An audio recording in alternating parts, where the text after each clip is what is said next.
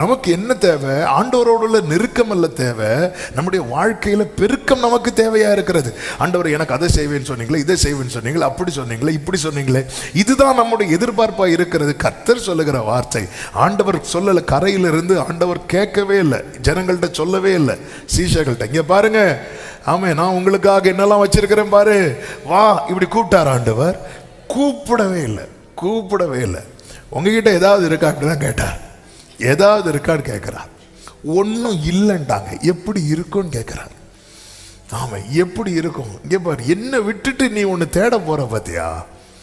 ஆமாம், பேதுருவுக்கு இந்த மீன் பிடிக்கிறது ரொம்ப கம்ஃபர்டான சோன், அதை விட்டுட்டு தான் வந்தார். இப்போ அவருக்கு அழைப்பு இருந்தாலும் தேவை பெருசாக இருக்கு. அப்போ பேதுரு நினைச்சாரு தற்காலிகமாக அழைப்பை கொஞ்சம் பாஸ் பண்ணி வச்சுட்டு நம்ம பழைய லைஃபுக்கு போகலான்னு சொல்லிட்டு திரும்ப போறார். போய் அவர் நினைச்சாரு நம்ம போனால் எப்படியும் கிடைக்கும், ஏன்னா அதில் ஒரு எக்ஸ்பர்ட், எல்லாமே தெரியும். அப்போ எல்லாம் தெரிஞ்சது நமக்கு கம்ஃபர்ட் சோன், எல்லாம் தெரிந்தது அதனால தான் நமக்கு கொஞ்சம் ஒரு நெருக்கம் வரும்போது, ஒரு தேவை பெருசாகும் போது நம்ம எதை நோக்கி திரும்ப ஆரம்பிப்போம் அப்படின்னா, எது நமக்கு தெரியும், எது நமக்கு கைகூடி வரும், அப்படி திரும்ப ஆரம்பிப்போம். ஆனால் ஆண்டவர் அவருடையவர்கள் எப்படி நடத்துவாருன்னா, அறியாத வழியில், அறியாத வழியில்.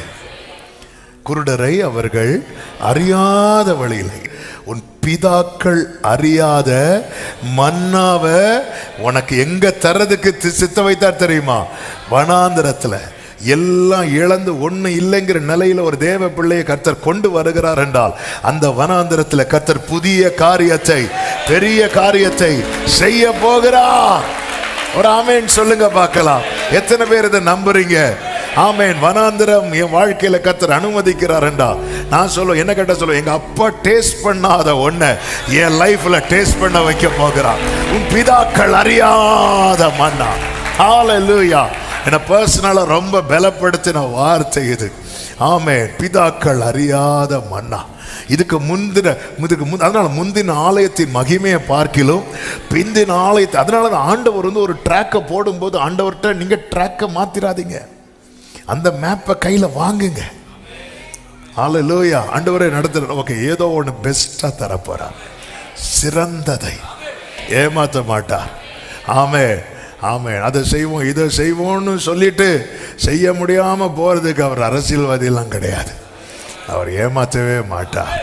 அவர் சொன்னது அந்த ஒரு உறுப்பு கூட மாறாம நிச்சயம் நிறைவேறும்.